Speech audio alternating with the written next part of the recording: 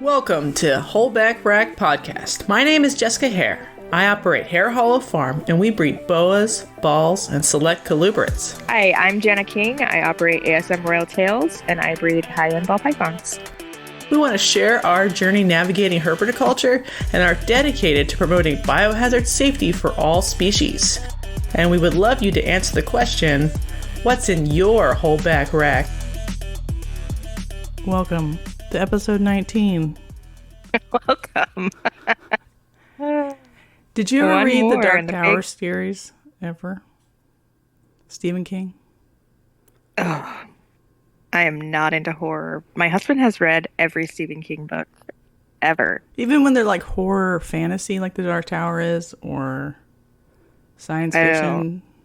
I like sci-fi a lot. That's like the main thing that I read, but I don't do Stephen King or horror or like, I'm not into like super scary.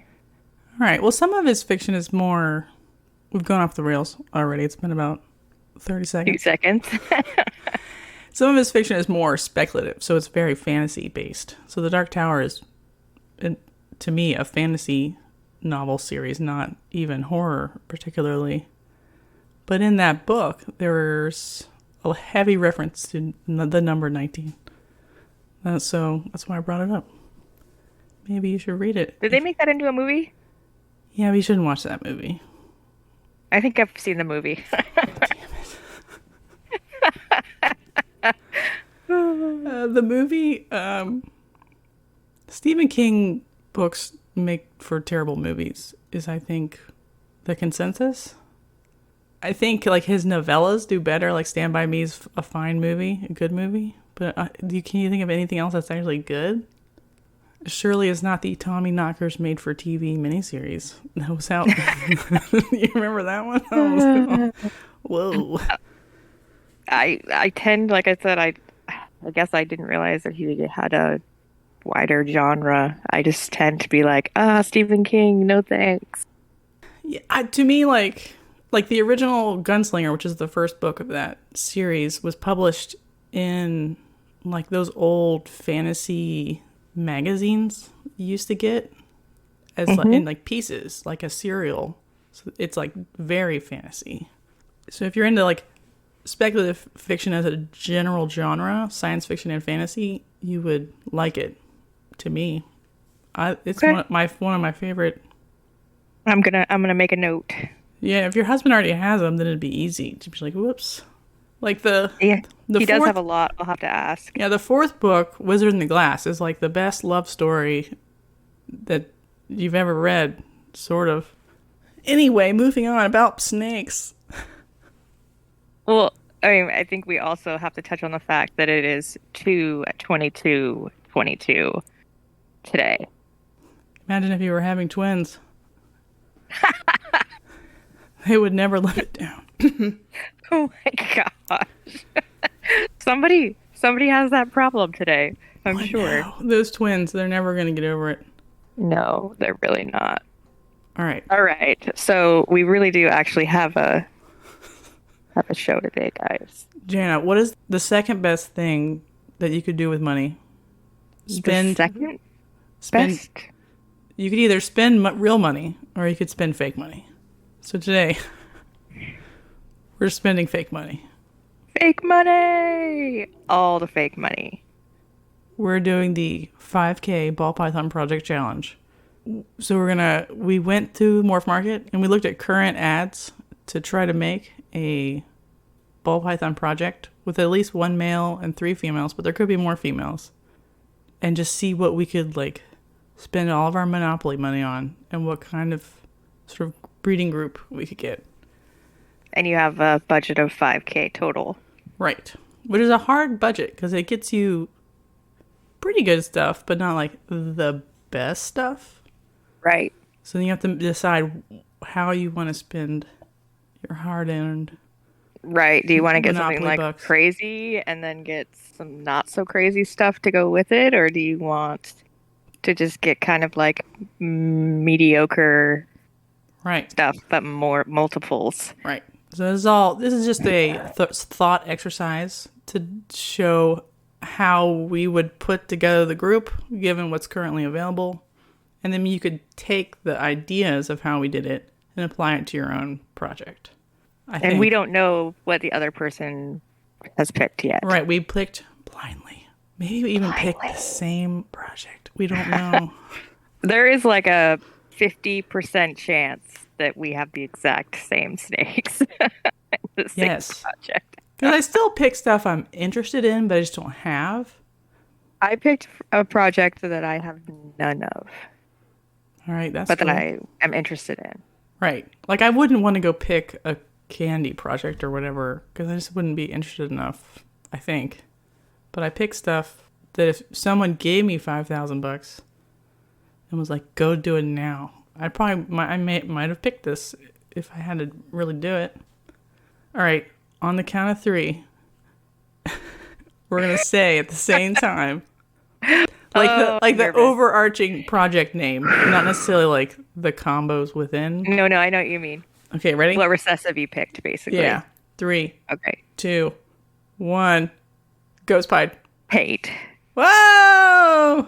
We didn't pick the same thing. Yeah, that's good. And you picked a double recessive? Yeah.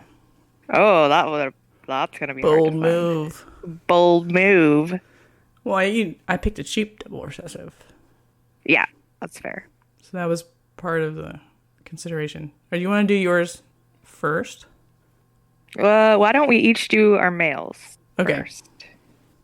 So I picked a bongo, yellow belly, visual paint. Beautiful. How much was he? Well, he's a sentinel, but they're the same. They're the same project. Sentinel and paint are the same thing. He is $3,000. Whoa. Okay, that's a lot. I mean, that's good. I went back and forth if my mail should be a higher percentage of the total amount of money I wanted to spend, which is sort of what we talked about. Right. And I decided to go cheaper and get more females, which...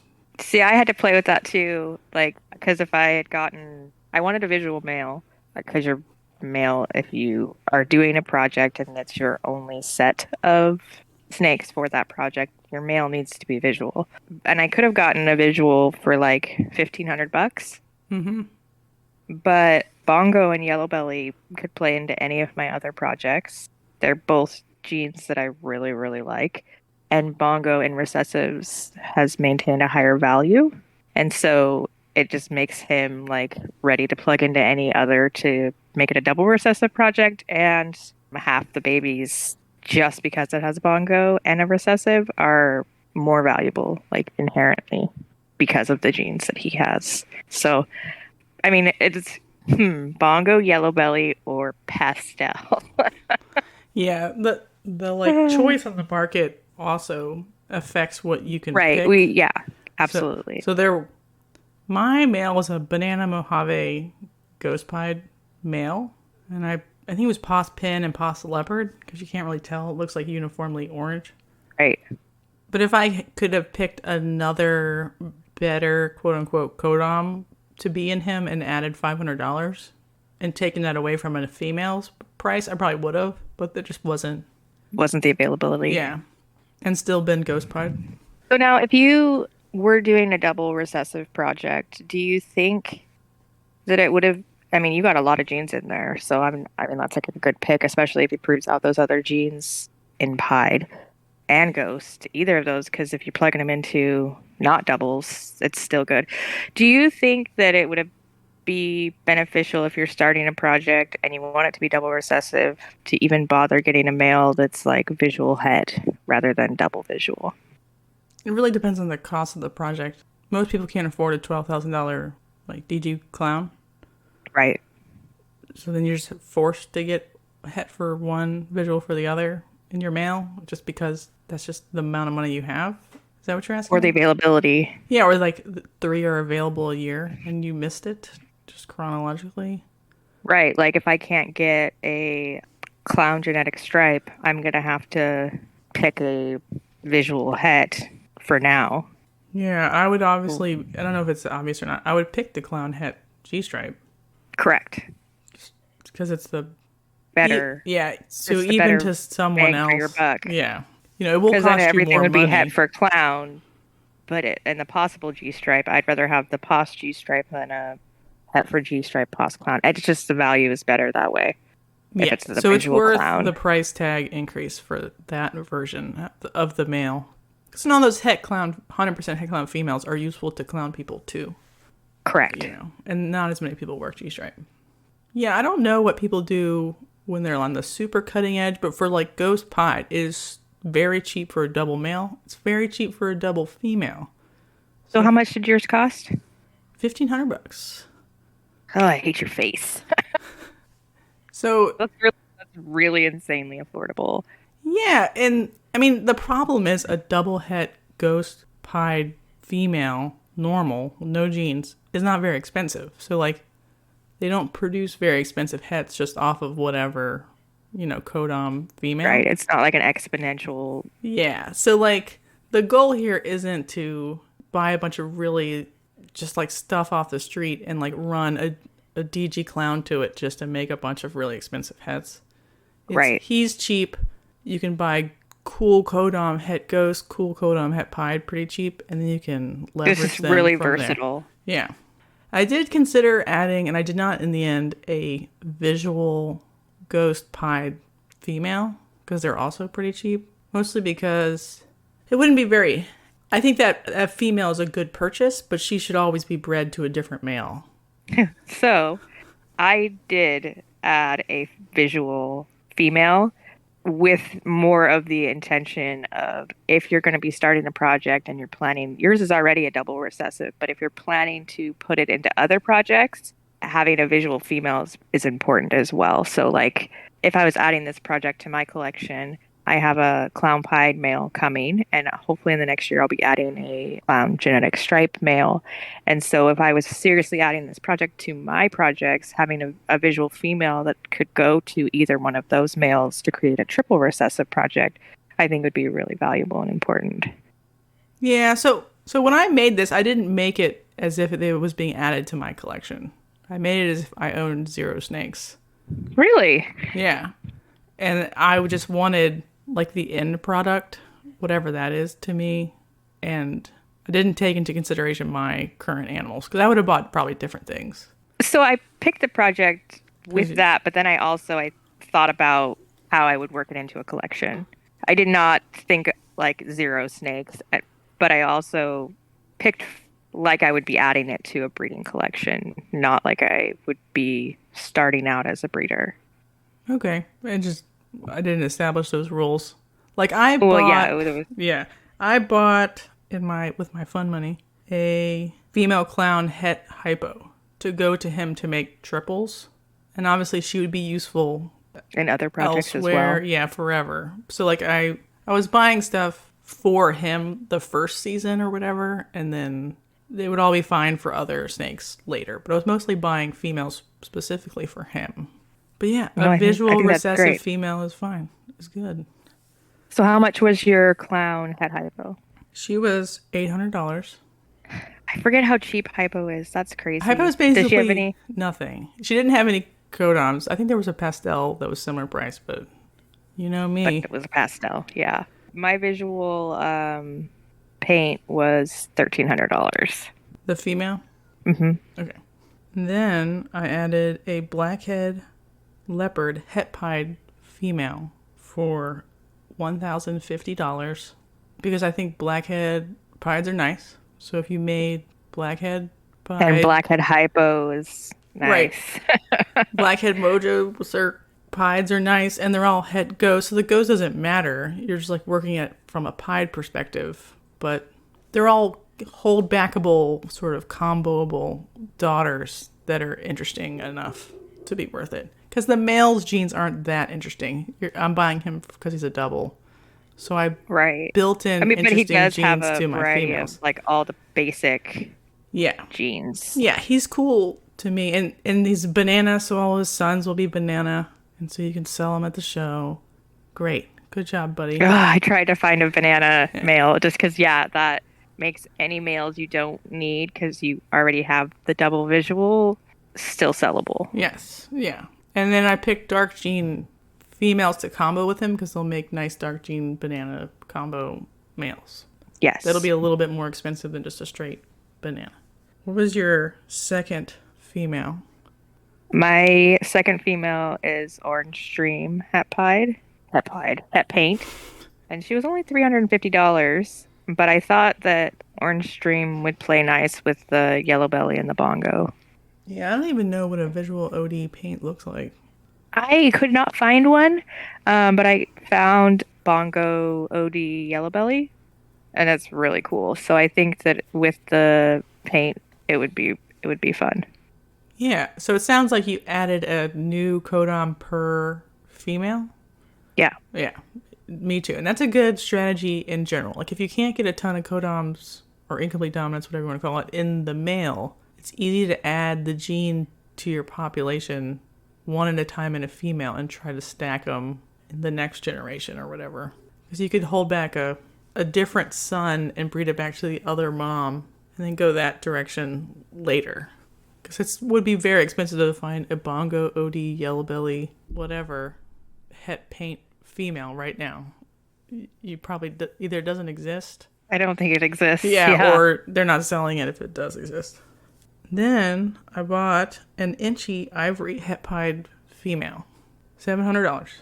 Inchy Ivories are awesome, especially het pied. I would take that in my collection today. Yeah, I love that it's a super, so she's useful forever. She's het for the recessive.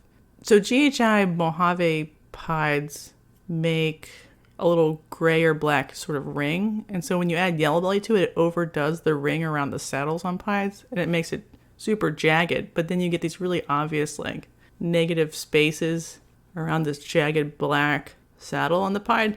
That was great. You should have yellow belly and pied. She's super. Always. Yeah, so it'll make great holdbacks, and she's inchy. And so banana we have yellow bellies. Yeah, so we have Boys high color. would sell. They sell so fast. Yeah, I was just like, this is easy. She should cost more money than she does to me because of her value forever to a pie project. Maybe Jana will buy it right after this show. We don't know. Right. We don't know. But I'm like, this is way too cheap for what it is. That's insane. Yeah, it should be. It's probably because it was winter. I don't know. So I only got one more snake, so I got a total of 4. Because that was the minimum requirement, is that you needed 4 snakes. Mm-hmm. And I mean, at this point, I have $300, and the availability of what you could get for $300. I got a pastel het paint, but a pastel visual paint is actually pretty cool. I didn't see one like as an adult, so I don't know. It's probably terrible, but as a baby, they're really it really explodes the pattern. They're pretty cool. So even though normally I hate pastel, in this project, I think it is beneficial.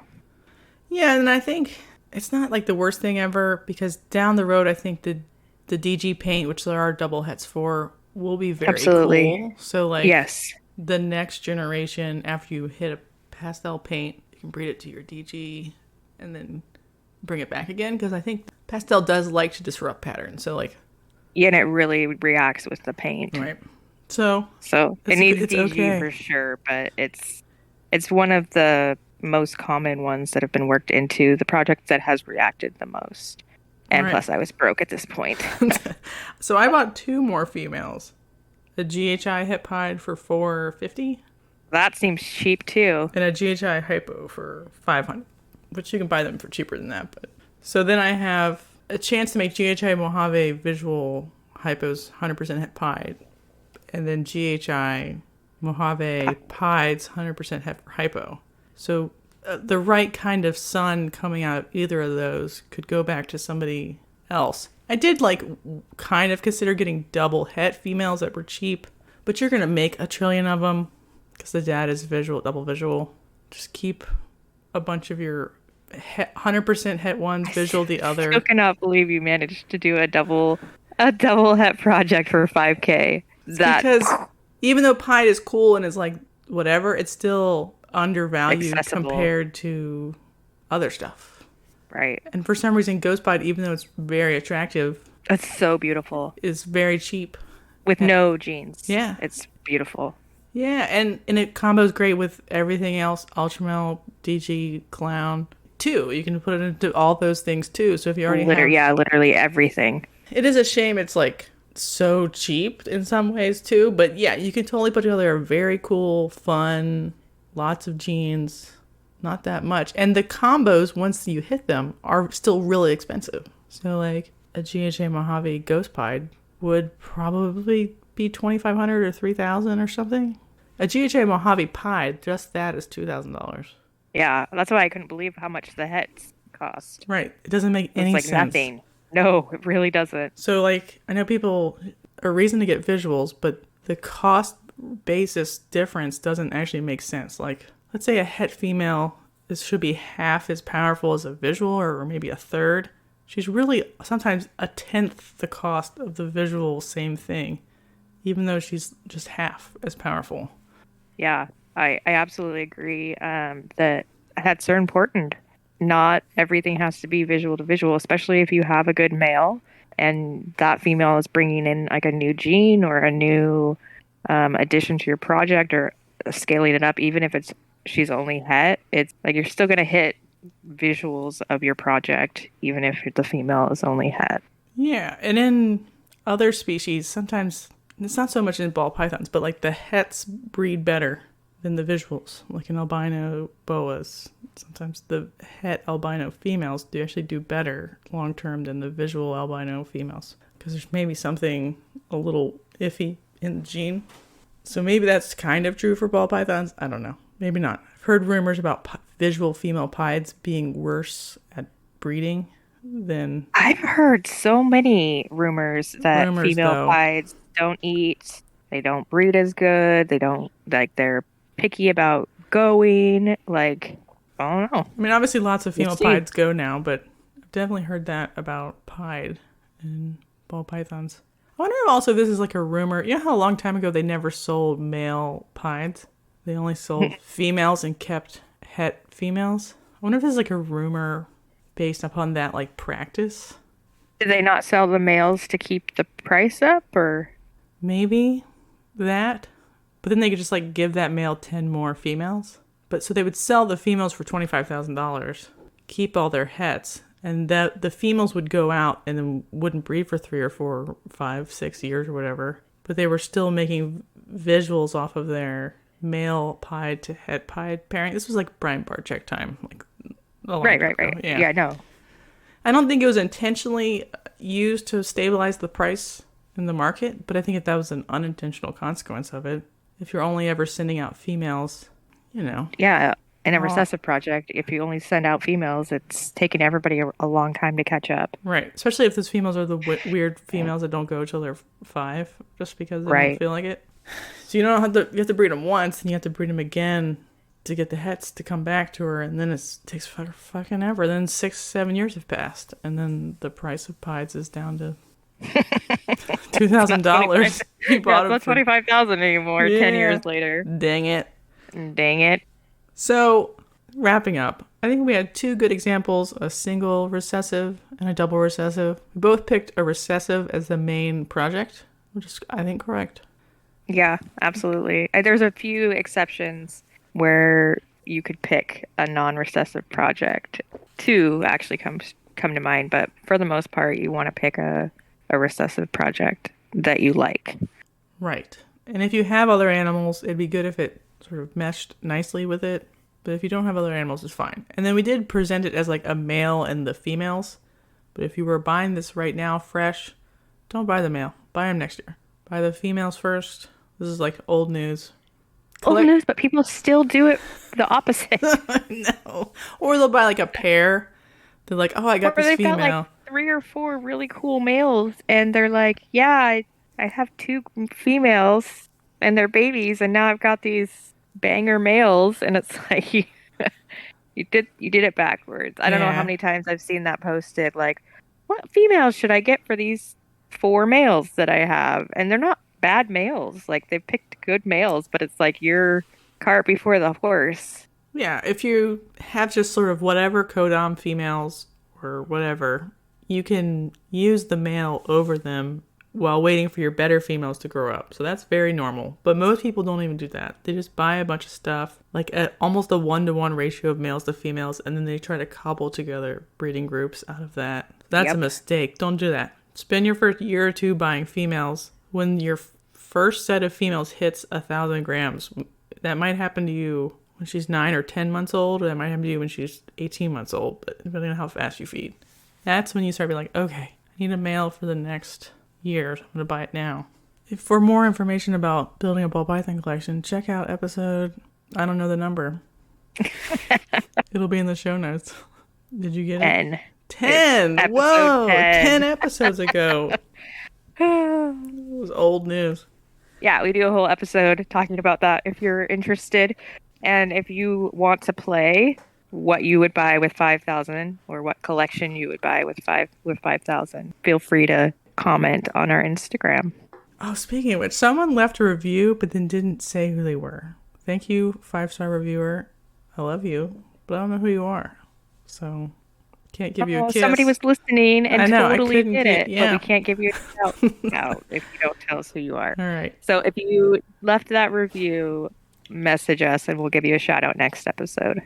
All right, Jenna. So it's time for the bonus round.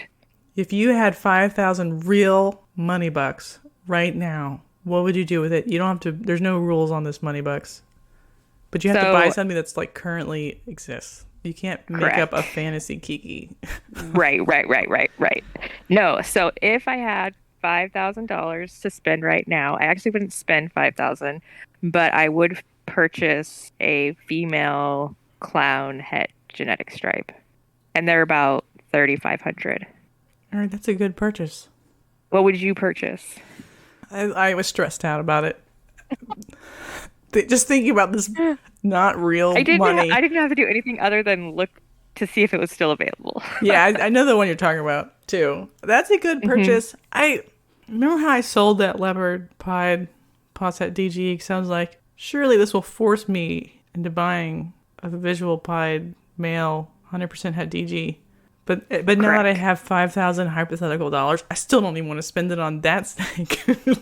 That's because that's not a project you like. I know, I fucking hate it. So I'd rather buy. There's a GHI Desert Ghost male up there right now. I'd rather buy that, or that Mojave Cypress Fire Clown. I'd rather buy that. Or that's a good one.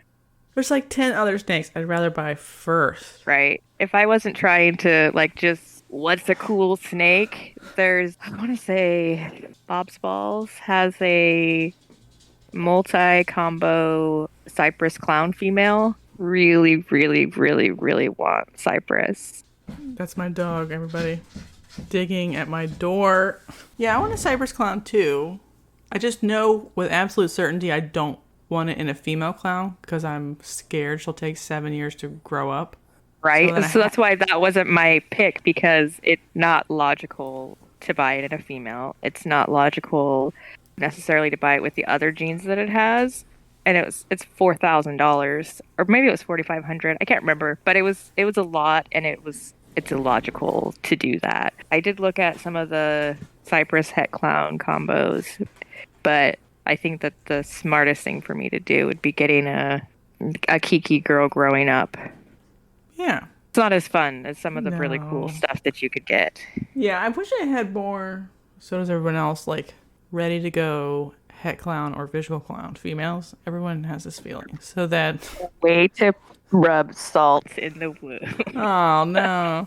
Sorry. And then, because then, you see a cool gene in a clown combo, buy the visual male, insert here. And then you can start to rapidly combo out your clown stuff. I did look and see female clowns. Maybe I should buy a bunch single good gene female clowns to grow up, but hopefully I'll just make some this season. Yeah, I mean that would be a totally acceptable way to spend money 5K. too. Yeah, because I feel the same way. You cannot have too many visual clown females, even no other genes, just a normal. Yeah, they're always good for something forever. and then you're just rotating males and adding on from there. It's just like, you know how hard it is to actually buy something? Because, like... Yeah, I do know how hard it is to actually buy something. Yeah, so, Or like, when it's these not hard to Monopoly buy money something and snakes... you, like, The Monopoly money you... snakes were best because I didn't actually have to, like, message them and ask them what they thought about disease testing. I'm like, oh, Right. yeah, I'll easily buy this. Thank you. Here's my money. Right, no one's fighting you. Right. I have seen, and I think you talked about this a little bit, we're sort of moving on now, that more people have like a little time frame, like 48 hours, where you could return it on your dime or whatever. More ball python sellers. Really? I haven't messaged anybody. I haven't bought a ball python in a long time, actually. But I think there are more now post-morph market, whatever, terms of service update than there were before. I have been trying to pay better attention, but I don't know if that's just because I wasn't actively looking. Because I usually just message people, and most people aren't saying it without saying it that I was aware of. And then I realized, oh, hey, if they have like a week-long policy, I've learned and I'm more knowledgeable. And so now I know how to like spot someone saying like disease testing's cool without actually talking about disease testing. And so I don't know if it's just my awareness and my understanding is better or if it's gotten better. But you do know. So you're saying that it definitely has. Because I've noticed it more. But I thought that might be because I'm actively looking for it. To me, it's been getting better the whole time since 2019. Like a little bit better incrementally all the time. And I do get messaged probably once a week about disease testing. Yeah, people... So that feels awesome. Yeah. Are figuring out that it's pretty easy to do and pretty good. Makes perfect sense. Yeah. Well, I mean, I feel like they don't necessarily want you to like post your results and say, oh, this animal's clean forever, because that's not true. And one result does not mean that the animal is clean forever. But I think that me posting them as part of my normal like rotation of things what I show on my Instagram, I think is helping, you know, with the very small people who see my Instagram. It's like leaving the door open for a conversation. And I think that that is a positive thing. Yeah. And so I think people feel comfortable messaging because they see it. Unless we get someone, we've had this argument a lot with Elijah and other people in the Discord about like what will change the destiny of testing in the hobby. You know, what is it going to be? Is it going to be like a top-down approach? Morph Market has the DPS that includes testing. That didn't work. Maybe like a Snake Discovery reveals publicly that they love testing all along. They just didn't think they needed to do a video about it because their show's for kids. And so they just sort of talk about it, and then it becomes like, well, if Snake Discovery does it, then everybody probably should do it. Or is it going to be like the death by 1,000 cuts, where like people talk about it to each other and they figure it out, and it just is the way things are now? It's probably so far it's been the death by 1,000 cuts. Yeah, yeah, that's what it's been so far. There's not going to be like, oh, Brian Barczyk comes out and reveals it was the call was coming from in the house all along. No, there's never going to be no like big reveal. Right, JKR is not going to like come out wearing fish head labs or merch on that, or he's not going to do like a 3-minute video on testing. I mean, this is never going to happen. He would. God, I would love it. I know. You would probably die and go to heaven and just be like, I am complete. Yeah, it'd be so nice. I can check off life now. But he's not. They're not going to. There's nobody that's big that's going to do that. And so I think the death by 1,000 cuts. But that's how But this the hobby has stupid podcast to me is like 10 cuts. Not just one cut a week, but like Advanced 10 cuts a week. Level unlocked. Like a little ninja move. Yeah. That's all. For sure. Yeah, that's all I want from life is something. Just a little bit more like care and attention in the ball python community towards animal husbandry and welfare. Just a little bit. That would do it for me. Yeah, especially because it's just like every other industry that deals with animals acknowledges and tests for diseases. Like that's just it's it needs to happen. It needs to move forward.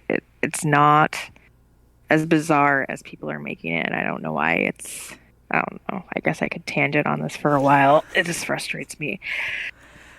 So I have been out of the loop for feels like 100 years now. Did you see the JKR Chocolate Clown clutch? Somebody messaged it to me. Okay. I mean the chocolate clown to the spot nose, and he made another Count Chocula. Yeah. Yeah. Yeah, that one's good. Justin making nice clowns again. Good job, Justin. Yeah. Yeah, for sure. Anything else out there that I'm missing desperately? I didn't see. I did watch the Garrick Demeyer Do you have any interview thoughts on it? I was a bit disappointed if I'm gonna be did I honest. oversell it? You way oversold What? it. I just said I thought you'd like it. I mean, I didn't. I liked hearing it. specific number of clutches that he was having and by a specific time and whatever. Correct. That was the only new information is the magnitude of his operation, and it's just him and another guy. Like that's phenomenal to me. Like, wow. Right. How he manages all of that, that's crazy. But everything else, I feel like he shares it obviously in his videos and stuff. And so I'm a very visual person, and so his videos are very visual normally, and he's showing you this is what this snake looks like, and he's showing you the different combinations and stuff. And so I don't know, I think I preferred that, but the magnitude of how many clutches he does. I do wonder if Chris Ward was in G-Stripe or Kiki. She isn't particularly. He would have had better questions to ask about those particular projects. Probably, yeah. He has a G-Stripe on accident, I'm understanding, and he made she was a G-Stripe ghost, and he wanted the ghost hets out of her, but then he bred a clown to it to make ghost clowns, but then he realized Kiki existed, so he is in it now on accident. There's a little context for you. Yeah. But he doesn't care about it particularly. He's just kind of tangentially interested in it. But I wonder if someone were to interview him, like Jana, who was more interested in the project, you would ask better questions or whatever. I don't know. Maybe. Yeah. I mean, I had other questions that maybe I couldn't have found the answers just by watching his videos. But I watch him religiously just because he is very interested in the same things as me and the directions that he moves in his projects. I mean, other than his absolute love of pastel, which is very frustrating to me because a lot of the things that I really like from him, I have pastel as well. And so just what he's doing with the general G-Stripe project, the direction he's moving with that, adding Inchy and Leopard, that's the direction I want to go. And Inchy, Leopard, Yellow Belly, Cheese Stripe, or throwing Spot Nose in there. And just the things that he's doing with his G-Stripes alone is what I envision when I look at my own G-Stripe project. They're just, I don't know, I just would have asked different questions. I would have... We'll get them on for you, Jana. Yeah, right. What do you mean, yeah, right? One of these days, I know you don't believe me, but I'm going to be we need to separate. And so you go interview people because we have 50 kids between us. So to coordinate and a third I have person. 50 kids and you have one very perfect 50 kids, like I said, at least 50, maybe at 51. Least 50. And then, so you could go, maybe you could just spirit it away and go grab Garrick and just whenever you have time, do him. And then I'll go find a random corn. Jana said that, not me. My linguistic slip, she managed to point out and make completely perverted. I'm the normal one here, everybody, by the way, in case you're wondering. That's true. Mm-hmm. Very true. Anyway, what were we talking about? No, you're gonna spirit away some cornhole. Yeah, and then I'll just compile them. I'll edit them. Whatever. Because I think that might make our scheduling woes a little better. Although Saturdays, we can grab an East Coast person on a Saturday, which we won't announce names, pending person their interview will probably end up being on a Saturday. Okay. I guess.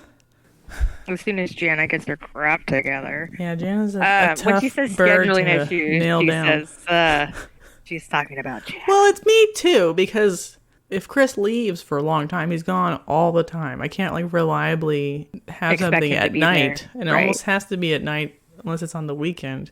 And then we're just hard people to manage. Moving on. We're just talking about how I would have interviewed him different. I enjoyed the interview. It was a good interview.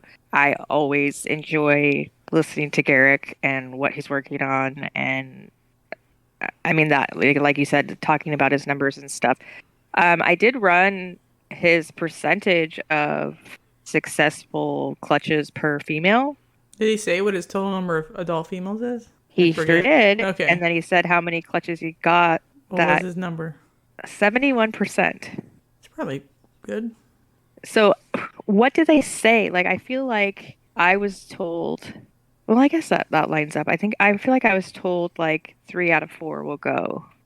Yeah, ish. I think some people do 60% more and some people do 80% more. It sort of depends on the age of your collection. That's fair, because we talked about how you can't really factor in the girls that are 2. Or even the like ones they're that... like their own number. I have this stupid 2019s. They're 3.5 this year. No follicles in any of them. So that means that if they don't mysteriously go soonish, they're not going to lay this spring, early summer, because they're not yet even started to develop. And have they just had one lock, or have they had a second lock? They've had years of locks. Oh, 2019s. Okay, so they got locks all last year. You know, not like over and over, but like every 2 months or 3 months, and then we'll skip the summer because it's hot anyway, and then we'll try again in the fall. When do they breed? I don't know.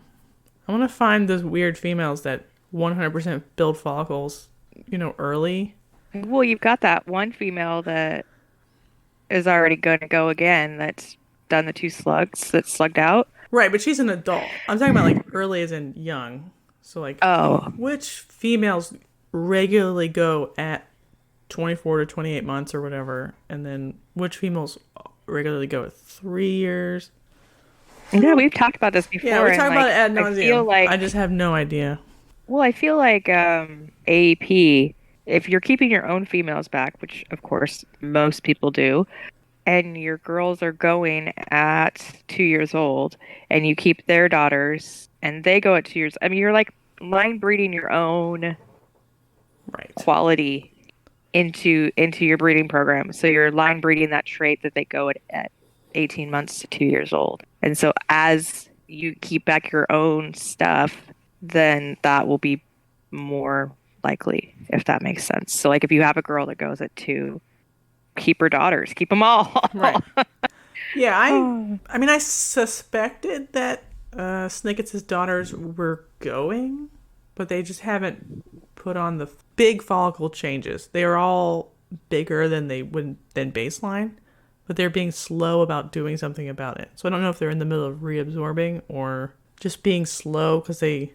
I wonder, so all the girls that have never gone before in my collection are also building slowly, whereas girls that have gone before, they can be 12 and then 6 to 8 weeks later, because that's how often I ultrasound, you know, they're at 25. So it might just be... the first time they're slow builders because they have smaller bodies to begin with or whatever? They have smaller bodies to begin with. Their body's never done it. Like, right. They're... That's true. I also dropped Temps a bunch this week. I was just like, I want everyone in this room to know that it's wintertime. So I dropped Temps all over the place. Well, you'll have to report back on how that works. The reason I hadn't done it yet a lot, even though I normally keep my winters 76 or whatever ambient, so I wanted the females to stay on food instead of go off because of temperature. But if they're all halfway off and on anyway because they're like kind of thinking about building follicles, I'm like, well, let's just double down and everybody feels cold. Right. All you guys are going to feel cold. It's cold in here right now. 76. Brisk. 76. Brisk, you need 76. shorts for. I was just going to say that we're sweating. So I dropped this week anyway, because already the females low in the rack are sort of half off food and not growing anyway. Not building follicles. They just don't want to grow because they're low down. I might like move snakes around. I don't know. I'm just experimenting because this like mature females that were starting to be paired in September or October, whatever, that you can tell are going. They're all 17, they're all, 20. Right. I was just going to say they're all at least halfway there. Yeah. So you can tell. So if those other little girls were going, they would be going. But they're not going. They're doing the weird like 11, 13. 10 and a half. That's basically baseline anyway, but might be a little bit bigger than baseline. So they could be thinking about it, but they could pull it back at any time. So it'll be interesting to see what we learn, because I don't feel like ultrasounding, like, okay, here's a demo on how to do it. But I don't feel like people have really talked about what they've noticed or data that they've collected about what they see through a whole season of ultrasounding. I don't think anyone's done that. And so this being my first season ultrasounding the whole season, it's just very interesting to me. Mm-hmm. And it'll be interesting to see what patterns I see. Because even watching the physical behaviors that I learned and feel comfortable with from my first season and from the research that I did and then applied last season, now having the information from the ultrasound added to that, the snakes are in the season is different than what I thought, if that makes sense. Like, yeah, I see bull wrapping and cool seeking behavior in animals with no follicles. None. Like, they're just ironically bull wrapping or sitting in their water bowl for fun. Yes. So you would think she's like 17 out of their or tub something, trying to eat you, and they have no follicles at all. Right. They just want to be hungry for fun. Well, and then they're like, come on in, brother, you know? Oh, yeah, they're all super sluts. They're like super sluts. Spoiler alert, all female ball pythons are super sluts. Right. Even if they're not even doing anything. Right. And so you're like, oh, yeah, this girl's got to be like halfway there. And you ultrasound and you're like, I can't even find any follicles. Yeah, you have to dig for them, basically. Right. Really push them in there. And they're just the normal follicles. Yeah. And it's like, what? Like, I've made notes on when I'm ultrasounding, like, what the F? Because you literally think, like, I had one that I thought, I'm like, she's for sure got to be like gravid, or like she went off food, she's in the back of her tub, she shed, and when I was doing ultrasounds, she was in shed, and so I could, like, it's hard to see when they're in shed, if anybody that doesn't know that. So when she shed, I was like, I bet you that I'm going to see eggs. And and this is she laid late March last year. And so this is like about on track with where she's supposed to be. And I'm ultrasounding her and it's like 12. I guess I should be ultrasounding more sometimes, because then I'm like, am I missing reabsorptions in like a month? It's possible. Period of time. Like they were 17 for like a second and they're like, puts the brakes on it, and then they like reabsorb, and that's why they went off food for 4 or 5 weeks, and now we're back again like that. Right. I swear the Mystic Het Clown was thinking about going, then she went off food for 2 months or something. She's back at 12, 11, nothing. So I feel like that's basically what happened, because I think the number that I had was like 15, and then I was ultrasounding her and she's like at 12, and so I'm pretty sure she got bigger than that, and then she was smaller, and I'm like, it's not an exact science, so I could have just measured wrong before, but I don't think so. Yeah, it's sometimes it's hard because you're like, you get a different part of the circle. Right. And depending on the angle that you're holding it at, like, it's totally subjective, but based on her behavior, I literally was like, this has got to either be like post-ovulation shed or pre-ovulation shed. Like, she's got to be really close based on her behavior, and I was wrong. Yeah, so what I'm doing now with the current set of information is, if a female does not have particularly interesting follicles, she's getting a lock like every 3 months or something. That's what I'm doing just too to as see well. if she wants to go later in the summer. But I've started to ignore most 2020 females because they aren't doing anything particularly. And I'm just doubling down on just giving locks to females that have follicles bigger than 20 or whatever. Because everyone's had at least one lock basically in the whole room that was over 1,300 grams or something. Right.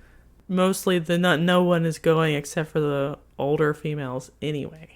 I do finally have follicle development in that just straight mystic that is 4 years old this year. Was paired last year and chose not to go. So she looks like she might want to go this year. And you're doing her to the GHI clown? Yes. Yeah. I want all the babies. Yeah, I right now I don't even know if I can do it off the top of my head. I might be able to. I only have like maybe 10 females with enough follicle development that I'm like, they're probably going to go the distance. Is that weird? How many are you breeding? I don't know. Like, not counting 2020s.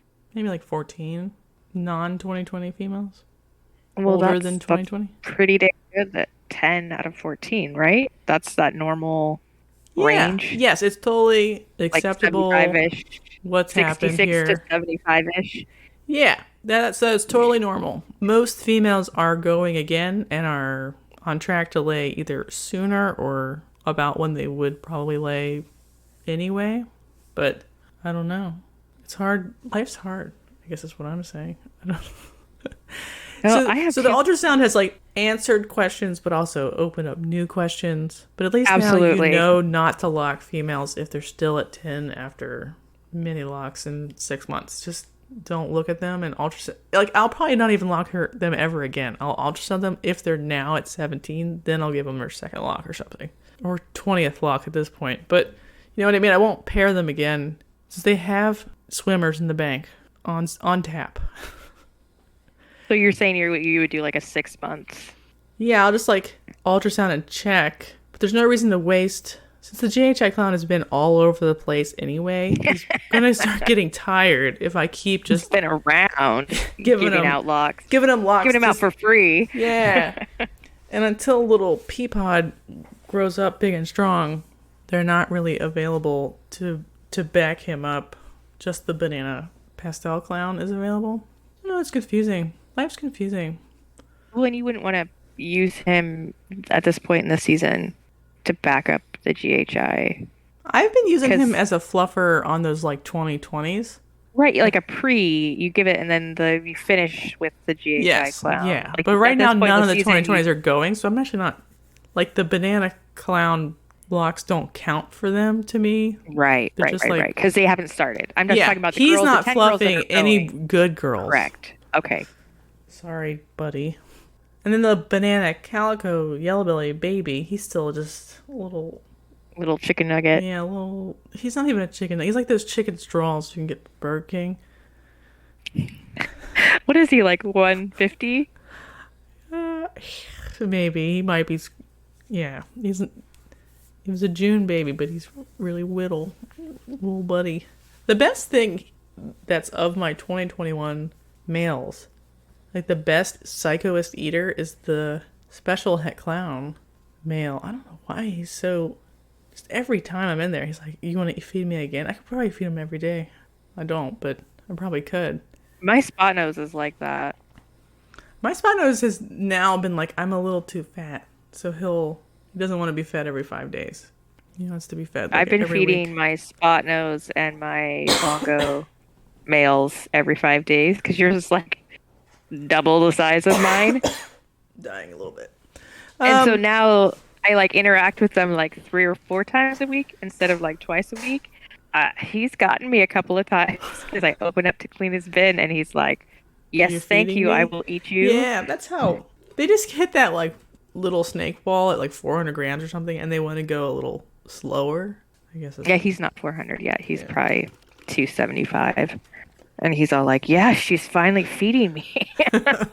But my like special head clown is probably 400 grams. He's still on it, and I'm just like, I don't really even need you, and yet you're still such a good little dude.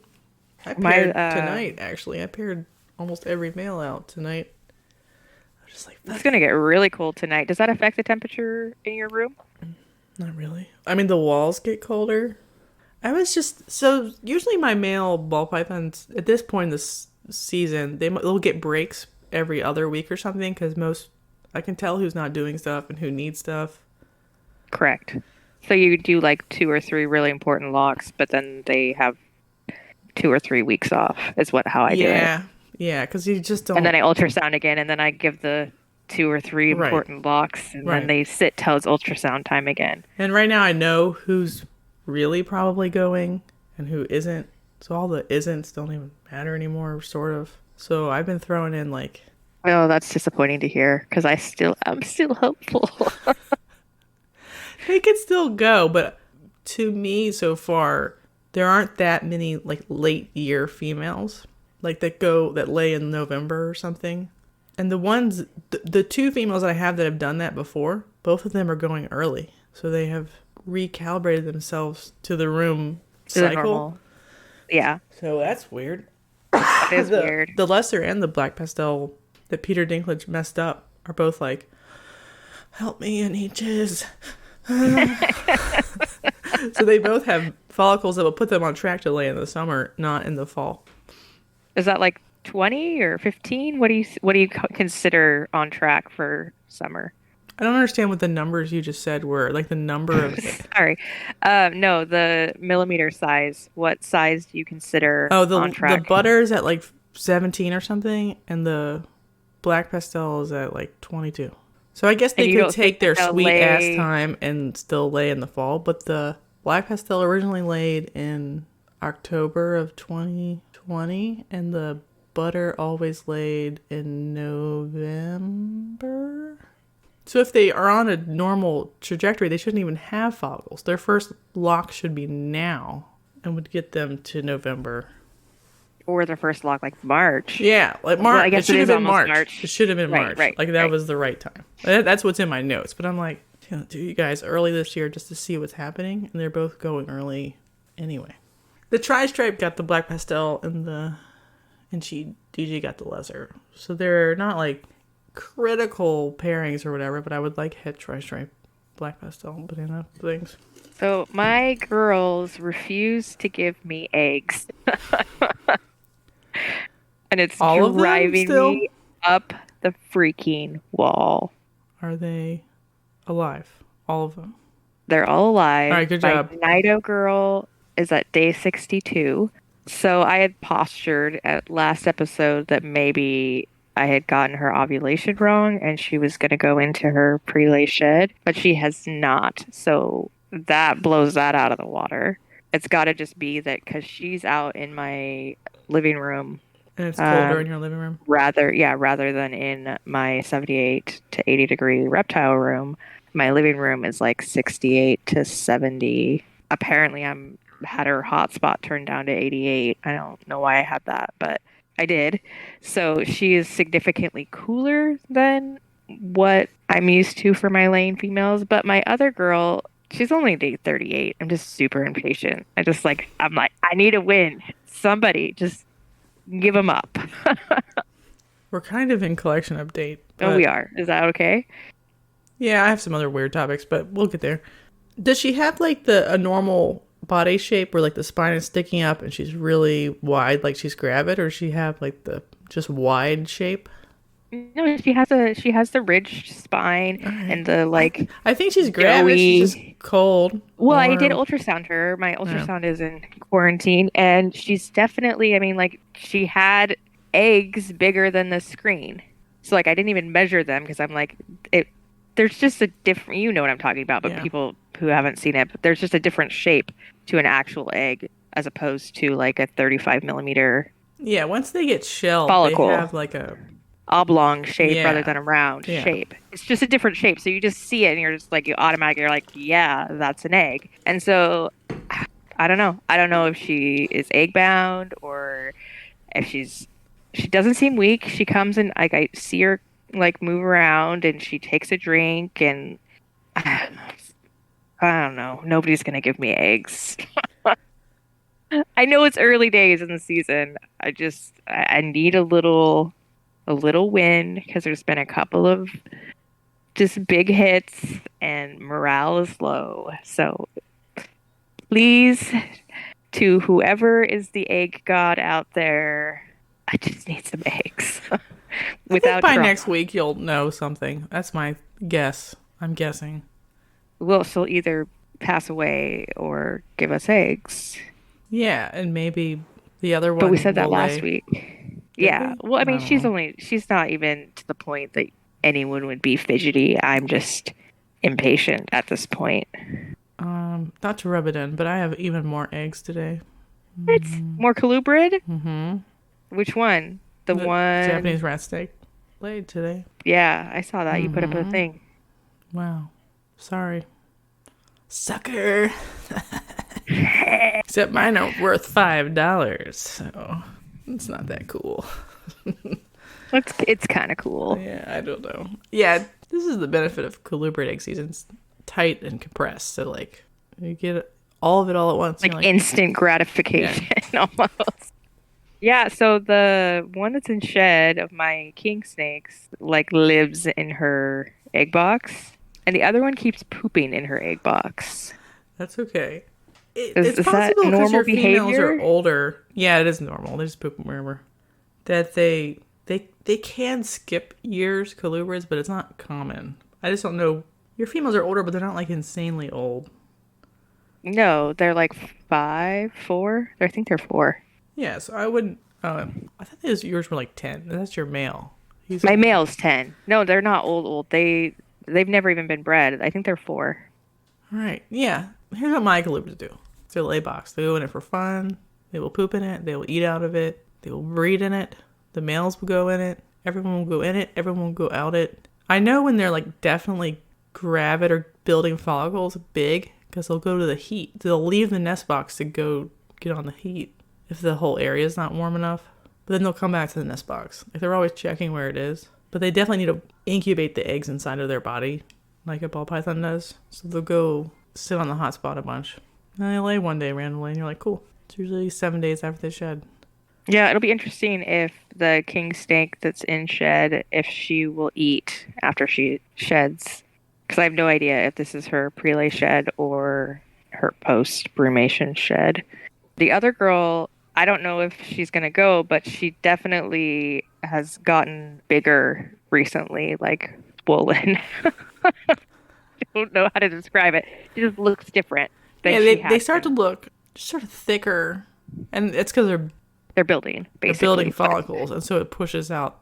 It's crazy how fast they do all this. They like, it's really fast. Put all this fat over here. I'm gonna get fat real quick, and I'm gonna give it all to these follicles, and then I'm gonna grow them fucking in like a week. And they'll change shape, and then they'll ovulate, and make eggs, and the eggs are basically the same volume as what all that fat was. And I'm like, how did you do all that in like the last 10 minutes? And they do it, and then they poop out their eggs, and they're so skinny. You're like, this is the weirdest biological process I've seen. In a ball python, it like makes sense because it takes forever, and you're like, forever. Okay. Like makes literally, sense. Like we've had a human baby by now. Come on. And boas is the same way. I feel like I paired boas like 100 years ago, and I still won't see babies till next summer anyway. And you're like, okay, but the colubrids are so fast. It's a good feature. So fast because like I'm literally like watching her swell every day. Just a little bit bigger. Yeah, it's crazy. It's nice to me. It's like a different way of doing stuff. Yeah, it's very like I said, instant gratification. It's very appealing to like my impatience on everything else. I'm like literally watching her make eggs. Yeah, and I'm like, yes, whenever you become a big time colubrid breeder, Jana. Colubrid curious. Well, we'll see what happens. And then you'll start like running, a quarter of your colubrid colony into its brumation every whatever quarter of the year. So you have a new set of adults coming up every 3 months. And another set going down into your refrigerator in your world-class colubrid breeding facility. And you'll have something to do, fun to do every day of the year. That actually does sound really fun. And like you can almost like guarantee you'll have new babies all the time because you can sync them up with brumation. Well, we'll see. We'll see if I can even I can even do it. Yeah, I'm thinking about stealing JT's strategy. JT from Silent Hill, where he releases all of his colubrids for sale at the same time on the internet. Like everything hatches, he gets it all ready, and he puts it up on his morph market all at the same time.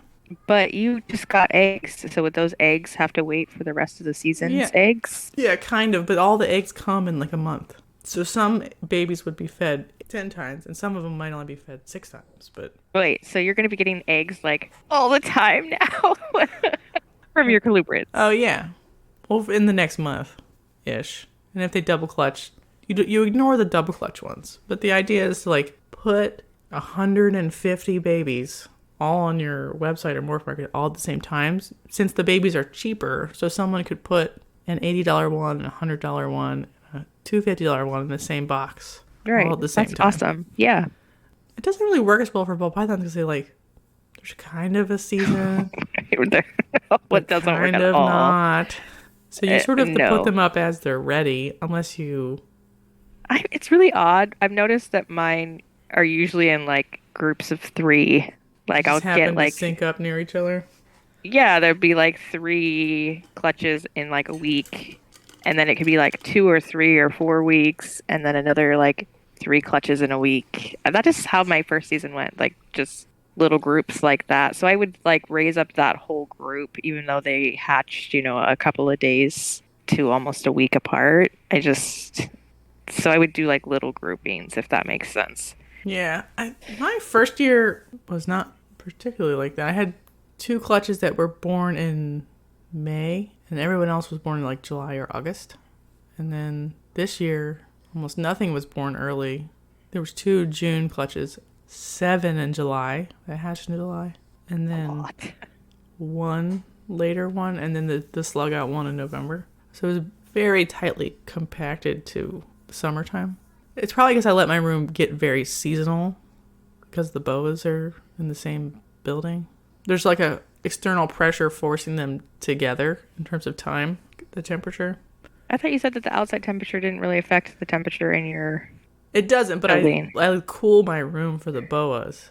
Oh, okay. That's what I mean. Like you're doing it like on purpose. Yeah, so that's like might be like reinforcing the seasonality of the snakes themselves.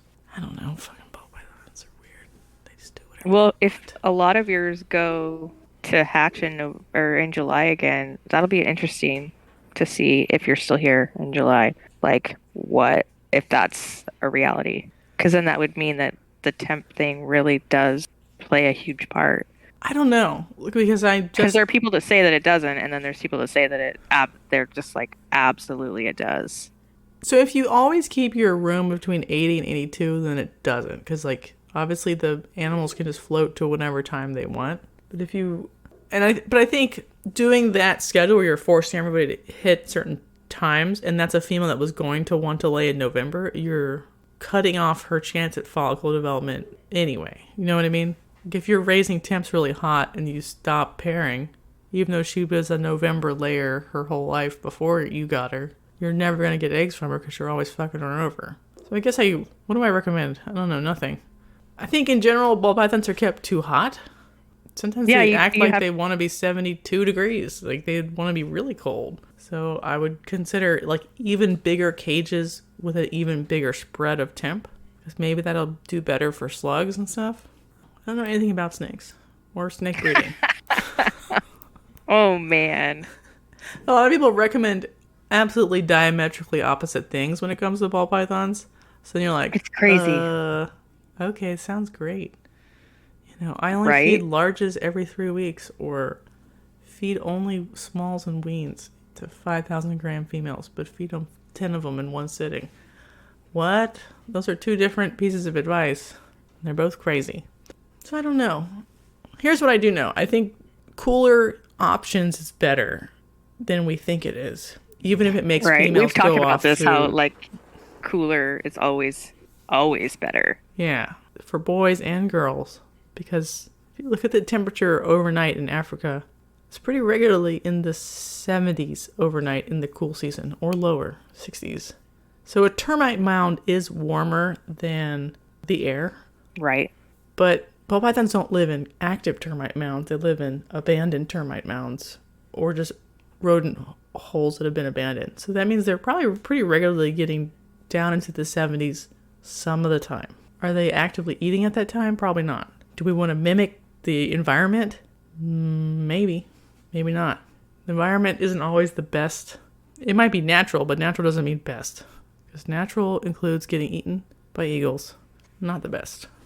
Or starving for 6 months because they can't find any rodents. Yeah. So, like, natural as a proxy for what should be happening is also not correct. But it's somewhere in between of, like, natural stimuli and the biology of the animal and what the best outcome in terms of production and health of the animal is.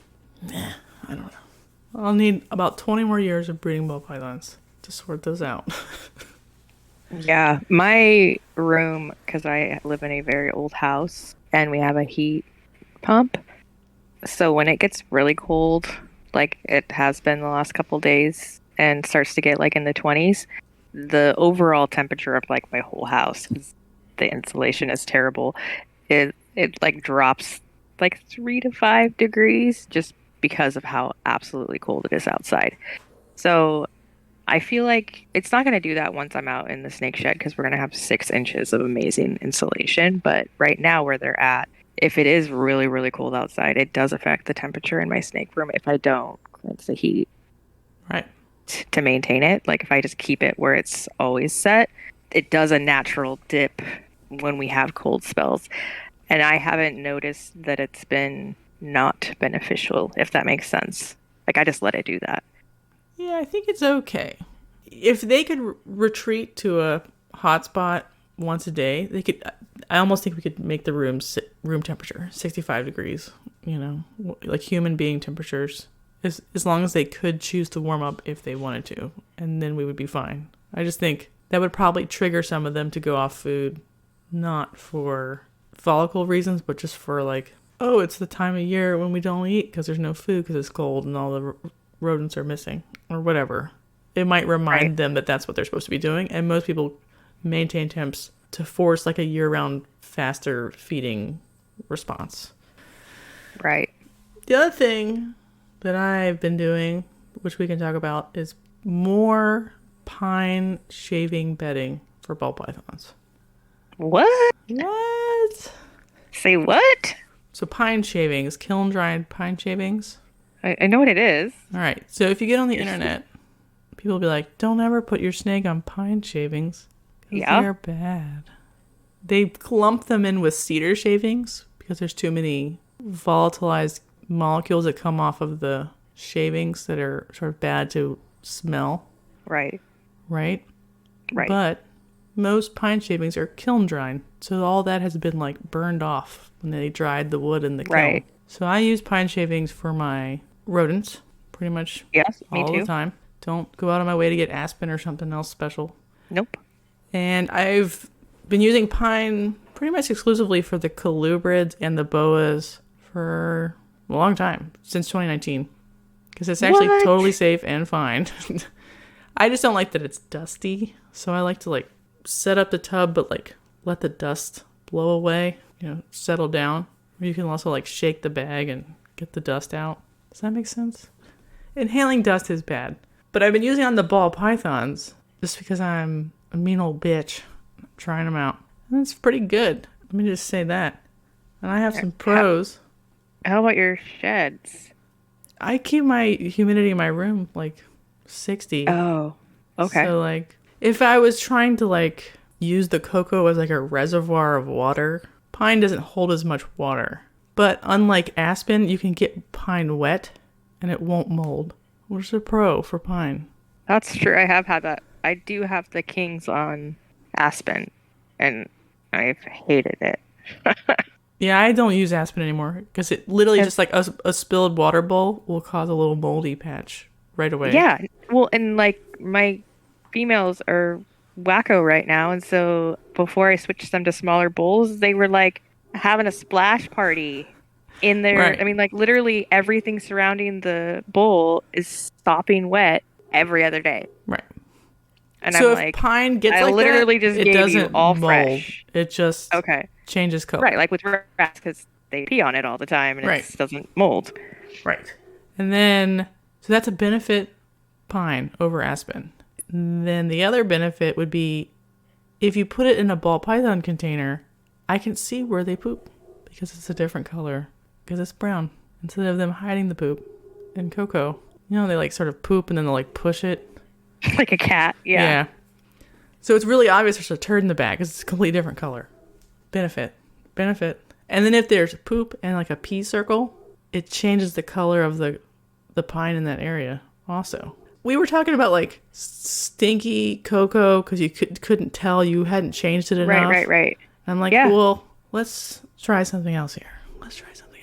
But since it doesn't mold, I can literally pour water on it like I would Coco for humidity purposes. And it costs like nothing.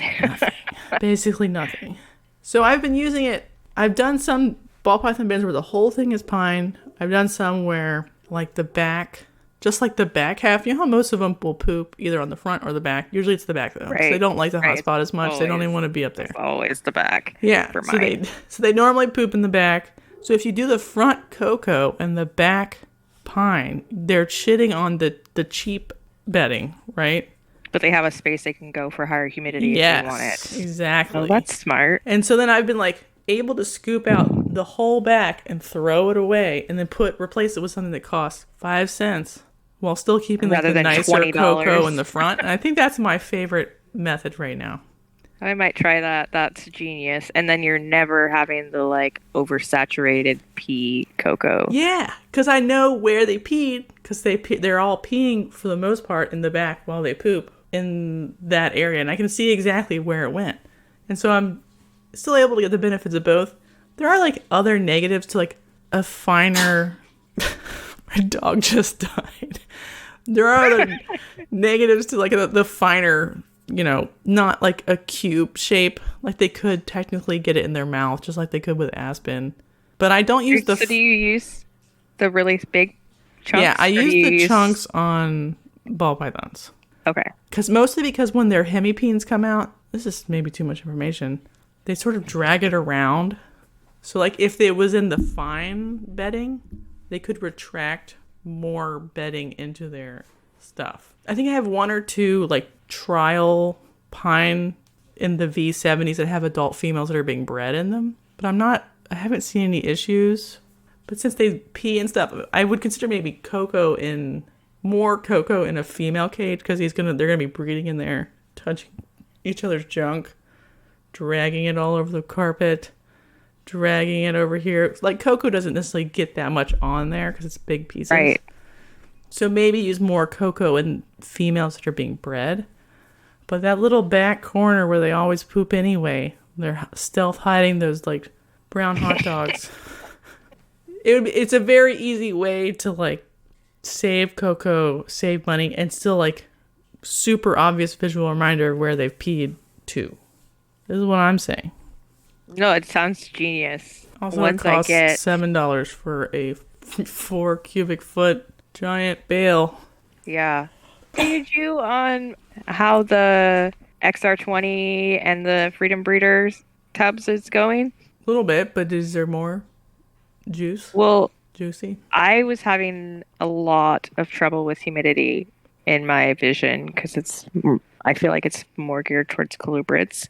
And so I may have oversaturated my Coco, which is just normal with how I've been treating my babies, like really wet Coco when it's fresh, and then like literally dumping their water into it whenever I do water changes and stuff.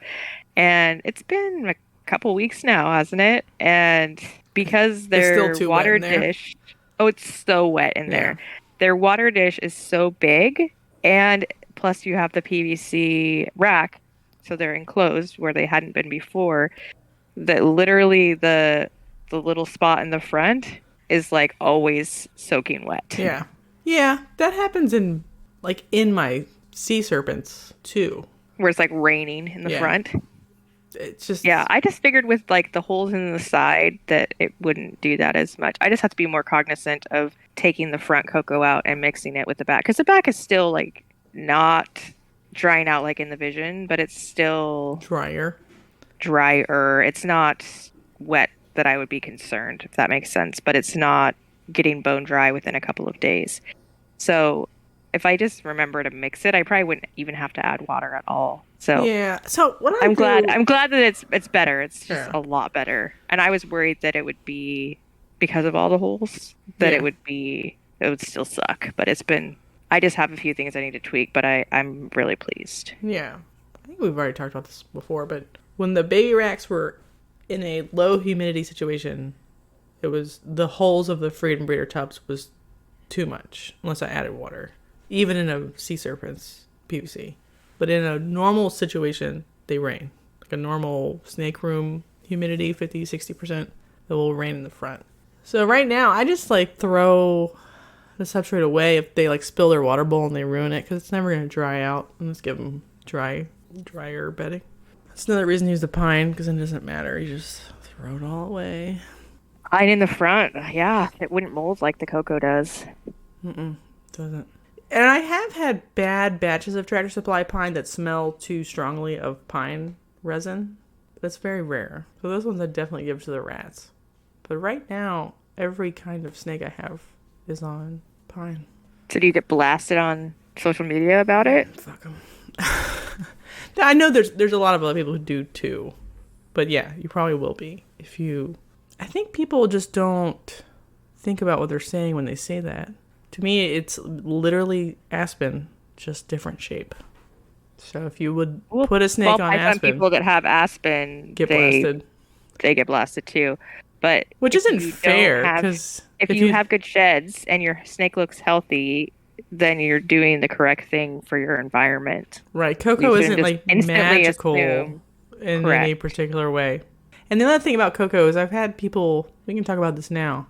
Coco 100% has wood mites in it and springtails in it and another animal that I don't know what it is, but it's not a wood mite. It's like thinner and longer.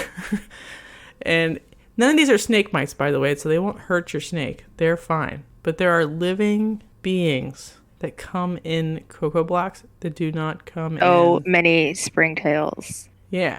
So if you're like, here's what I'm mostly worried about. I sell somebody a snake, it has springtails on the snake, and they're like, you've sold me mites. That's what I'm more worried about than like, the springtails are actually probably improving the situation in the tub. They're cleaning.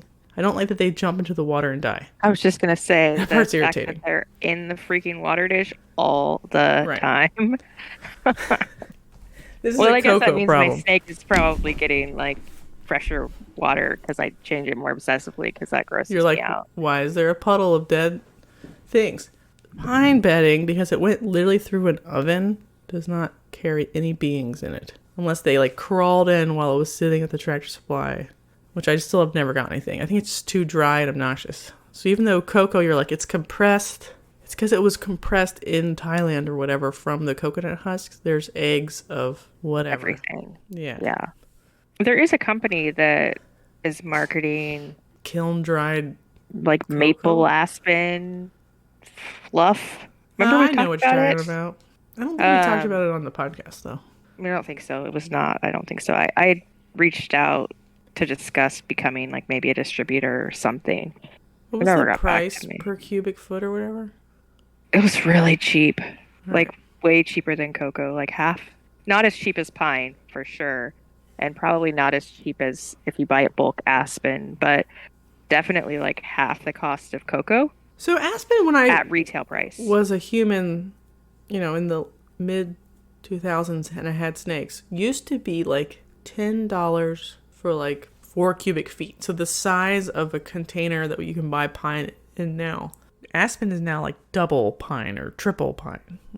Like triple pine probably. Like 14 for 2 cubic feet, not 14 for 4 cubic feet or whatever. And then you can buy pine for, you know what I mean? Like it's like it also depends on where you buy it too and what quantity you get it in. Actually at Walmart, they have a 4 cubic feet aspen. I want to say it was like $18 or $20 Whereas if you go to Tractor Supply, they have like the 2 cubic foot one that's about the same price, like $15, $18. Okay, so that Walmart one, I That's know inflation is still stupid, but it used to be more like half to a third of that price at Walmart 20 years ago. So when I went looking for Aspen coming back in, looking for like that kind of price point, and it does not exist. does not exist at all. And if you buy it unless you have to pay more, like way more. And it's possible if we live closer to where Aspens live, it would be cheaper. But it's not fair. economical here. And they don't sell cypress mulch here, which I hate cypress mulch anyway because it's really pokey. Well, they do, but they only sell it seasonally, so it's like a 3-month. Where? I've never even seen it at Lowe's. I'm just like, what is happening here? Or Home Depot. You could get it. I don't know if you have to order it and then pick it up in a store, but it was on the website when I looked in like July, but then when I looked again in like October, I couldn't find it at all. Yeah, I've literally never seen it. Maybe it's just my Lowe's or something. I don't want it per se, but like if you have an arboreal species, I think because cypress is, from they harvest it from the south. I think they harvest this cypress for mulch here. I actually did the math because of where we are regionally. It wasn't cheaper than Coco. Cypress? Yeah. Yeah. But in the when East I looked Coast, in the summer, it is. Okay. Because you could buy, like, garden stores will buy. Is their pine as cheap as ours? Their pine bedding? Yes. Okay, we're just like $7. Spectacularly unlucky where we live for some reason. Like, we have no independent feed mills for rodent food, and we don't have, like, independent mills for bedding. We have that white diamond. White diamond doesn't smell kiln dried to me. Have you smelled it ever? I got 1 bag of it, and it was like tripled strong compared to the other stuff, so I didn't buy it again. Yeah, I used it like in a pinch on rats, but I would never use it on rats either. It's not kiln dried enough to safely use on an animal. So we're referring, when we talk about pine, we're talking about the Tractor Supply brand of kiln dried pine. I know there's other areas with other local brands that have other kiln dried products, but if it smells like a Christmas tree when you open it up, it's too strong. Right. Do you use the Tractor Supply or is it Gem? Oh, that's what I mean. The white diamond. It always smells too strong. Yeah, that's the bag that I got one of, and because a lot of people said, "Oh, that's what I use," and there's way more in the. It has a nice texture, like they shaved it in a way that I am pleased by. It's like very uniform, smooth pieces. Yeah, and there was a lot more packed in there than I. Right, but it smells like it hasn't been kiln dried to me. So if you it was way stronger. If you lock a snake in there with all that pine smell, that's what's killing snakes. And people were warning you about all along was. Well, I didn't use it with snakes. I used it with rats. Yeah, me too. I didn't have like anybody dying or anything, but I was also like, even halfway through the bag, like it still smelled like Christmas. Yeah. So that's what you're trying to avoid for rodents and snakes is just too much of those like. And like you said, it's only like once phenols. Every 6 months that you get a Tractor Supply. One that doesn't smell quite right. Yeah. It's just a little strong. It's not like the other one, but it's the other one like, feels like, greasy. Like if you put your hands in it, and it smells really strong. It'll also like feel oily because the oils are still there. They haven't been like volatilized off. Gross. I know people who use it for big snakes around here. It's because they think it's better because the texture's nice. And I'm like, it's literally greasy. Anyway, we've gone on far too long about greasy. Jana failed to do her cornhole homework, so she'll do that next week. Did fail. But I did want to point out that I did email Rare Genetics Inc., and they said they could make a viable test for the Stargazer gene in corn snakes, but they needed probably 50 sheds of heterozygotes and homozygotes to do that. So if anybody has a clutch that pairs together this year and they hit homozygote Stargazer, save all the sheds of all the babies before you call everybody. Shave the sheds of the parent, and you can mail them to me, and I'll keep them, and I'll wait until we have 50, and we'll figure this out. That would be really rad if that actually happens. Yeah, and I had a couple people on like the post I put on the Facebook group be like, I haven't even heard of it happening. And I'm like, I've heard of it happening in the last couple of years. And then people in Europe, because they have less corn snakes total, happens to them a lot. Like a lot. So like the original, what was whatever we sent them was tainted. Was bad stuff. And so a lot of the animals in Europe are hets. And so when we import them back, the probability of getting a het stargazer is actually pretty high. Interesting. Yikes. That kind of stuff really fascinates me. Right, but we could have a viable test for $25 or something. You send in a shed, and you'll know for sure. And if you have het parents, just don't breed them or feed all those little babies. And what's so funny is that people are willing to do a $25 test to test like genetics in dogs to see if they're carriers for bad things before they breed them. But a corn snake, I can't do $25. So, like, if you think about it, like, versus the cost of the animal, you're going to be like, that seems losing like the whole clutch, too. Yeah, but instead it's like saving all those babies, saving all the future people who are going to breed those babies, and saving yourself time. Because it would take, like, let's say you brought in a female you liked, had some genes, but she was het stargazer, but none of your other stock is. You're going to make quadruple hets or whatever out of her, keep back 5 of the babies, but you wouldn't know until you bred the double hets back together. It would take a long time to figure out how badly you fucked yourself. Just like with disease testing. Like, it takes time. Right. So just a little $25 shed clear up a lot of stuff. I'd be ecstatic to just confirm or deny if I had it in my collection right now. In Europe right now, what they do is they keep 100% hets and they like test cross and then kill all the babies that they know are 50% hets.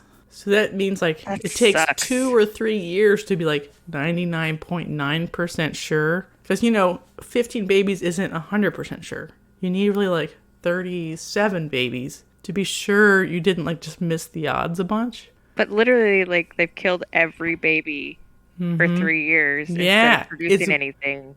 That's insane. Garbage. $25 like, when do you get to breed these snakes for actual right. So people say that, but then like, are they really calling all of them, or are they wholesaling them to pet stores because it's just so obnoxious to do? I don't know. That's crazy to me, though. Yeah, it would suck the fun right out of the hobby, but it's such a problem in Europe that nobody can have fun. So they sell Sunkist and stuff as like 99.8% tested or 99.2% tested, like the percent its parents have not thrown visual stargazer. 50 sheds is all it would take. 50 sheds. If you have a stargazer show up before you call, label and separate the sheds. Give me the sheds of the parents. That's like 2 adults and 15 to 20 babies. That'd be like halfway there. Like 2 clutches is all you need. That's all we need, and we can fix a lot of problems right away. Thank you. That's all. Yeah, like even if you're in Europe, man, apparently they've got it in abundance. We could solve it today. Well, they can't send me their sheds because it would have to go through customs because it's like an animal body part. So they need to do it. That's a big no-no.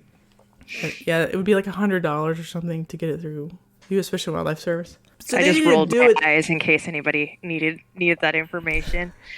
They just need to do it themselves, like independently on their side too. Or we could do it if somebody wants to share the primers, but Rare Genetics won't share because it's like a private company. I don't know. It all fucking sucks. It sucks that like how many corn snakes have to go by before we figure it out. Something that's really easy to figure out. That's all. I think we're pretty much done, unless you have another fun collection update. I don't know. I'm whined about eggs, so they'll probably happen tomorrow.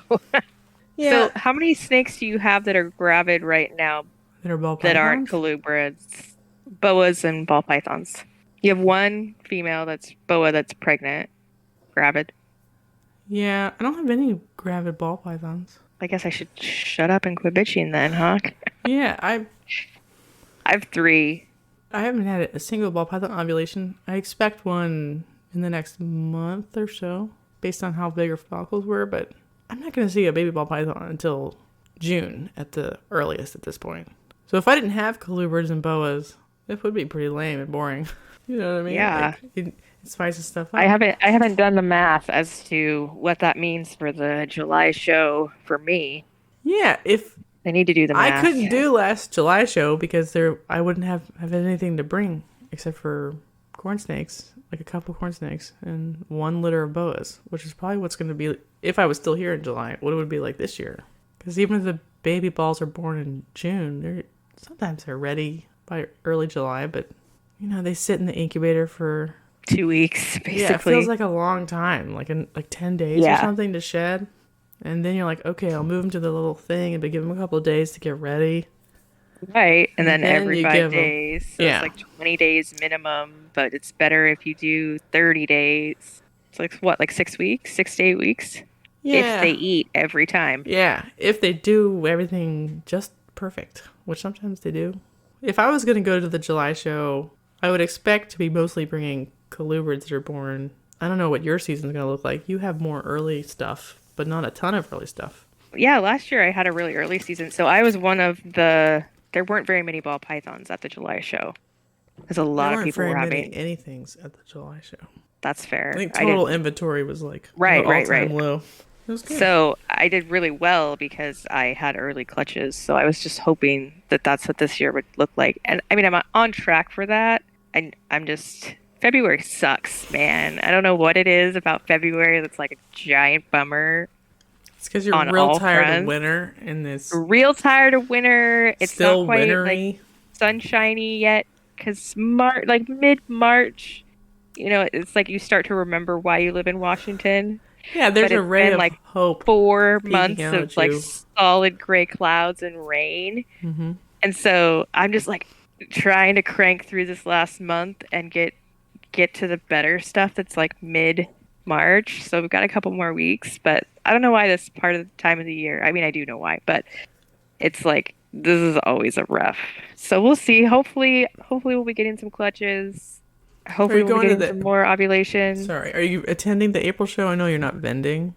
I keep going back and forth on vending or going. I think. Oh, you think you might vend? I thought they were full. Are they full?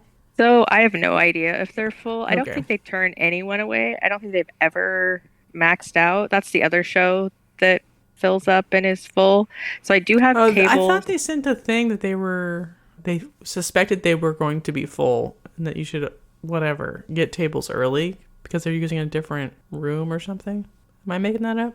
I haven't been reading my stuff from them just because I wasn't planning to vend.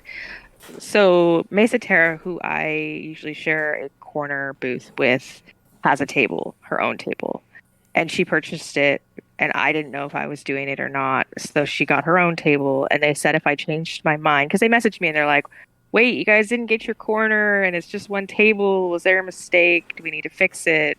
Because that's what we normally do. Mm-hmm. And so I was like, I don't know what I'm doing. Sorry. And they're like, okay. So I think they like put us down for a corner.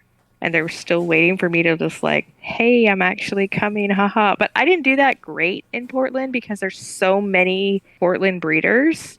Are you going to have pink snakes by April? No, there's no way, even if they were late today. Who am I? It's mid-February and there's 60 days. So even if they were late today, they wouldn't even be hatched by then. Right. So I forget what month we are in. Yeah. So no, I won't have that. I mean, I'm probably not doing it, but I do have tables for the May show, and I will reserve July show. The other one does one Seattle. Oh, like Monroe. Seattle, Monroe. Okay. Yeah. They do one in May. So I'm going to be doing May and July, and then I'll do the fall shows as well. But I'm 95% sure I'm not doing it. I just keep wavering a bit, like, should I go and do it? But I don't really want to. Well, if you only have 4 snakes for sale. Right. I went through all my stuff because we talked about it on the last episode, and I was like, oh, I should just like figure out what I'm doing. And so I have more than 4 that I could sell or take to sell. So I kept all the like disco het pieds, pastel het clowns, and stuff that I bought with that collection, the babies, females. And so I have like 4 disco het pied females. Probably don't need 4. Yeah. And then I have like... So you could fill out a table even if you didn't necessarily need to sell it. You could just... Right. 3 pastel het clown females. Like I probably don't need 3 pastel het clowns. Like I kept all the females because I didn't want to get rid of them and then change my mind or something. Mm-hmm. You know what I mean? And so I could take like 20 snakes if I wanted to. But also if I kept those females, I'm not going to be like crying boats because they are het for a recessive in a project that I'm working on where I have multiple projects I can plug them into. Mm-hmm. But I don't know. Like I said, there's like a bunch of other ball python breeders that are regional to Portland rather than Seattle that come to the Portland show. And so I feel like there's so much competition. Okay. Yeah, I don't know. I had people asking me if I was vending, and I was like, I don't know if I'm going to be here in April. I guess I'm going to be here. Can they give you orders and you have to like go the next week? I mean, like how? It's not quite that fast, but it could be very fast. Like a month. Report in a month or two. That was my dog. That's crappy. Yeah, it could be extremely fast. So we would have to. So I don't know if I want to buy a table if I can't do the table, which is obviously fair. But I could probably fill out a table. I have a lot of stuff though. Although I've been getting like a sale a week on Morph Market still. That's awesome.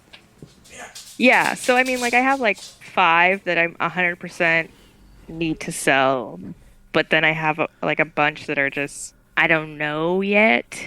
All right. Like they're females and they're het for recessive, so I've kept them. I didn't even produce them, but I've kept them, and I'm not sad about it. I have the room. I have another ARS rat coming in, so I'll have the room. You know what I mean? Like I don't know what I'm doing. Well, sometimes I wonder if like it would have been better to sell more of like my normal het clown females, like that second spring, but for like $250 each or something, not like the literally $0 they're worth when they're born. Right? Yeah, we've talked about this. That's why I didn't even try to sell them. More of them that summer, and then buy like 1 or 2 visual clown females or whatever. Like turn 4 snakes into one better Good one. Snake. Yeah, I mean that's because I have 20 or something normal het clown females. Was that a good idea? It'll be fine when I can convert them into visual clown females. Like they've laid a clutch. They're proven het clowns. Right. That's going to be very I can beneficial. sell 4 of them to someone as like a breeding group. Future Jessica here. The end of this clip was cut off, and I have no idea why. And I didn't do it. I'm not responsible. But we love you. Thank you for listening. Tune in next week for a new episode of Mindless Banter. We're still doing shoutouts for positive reviews on iTunes. Just leave your info and we'll read it. Thank you so much. Bye.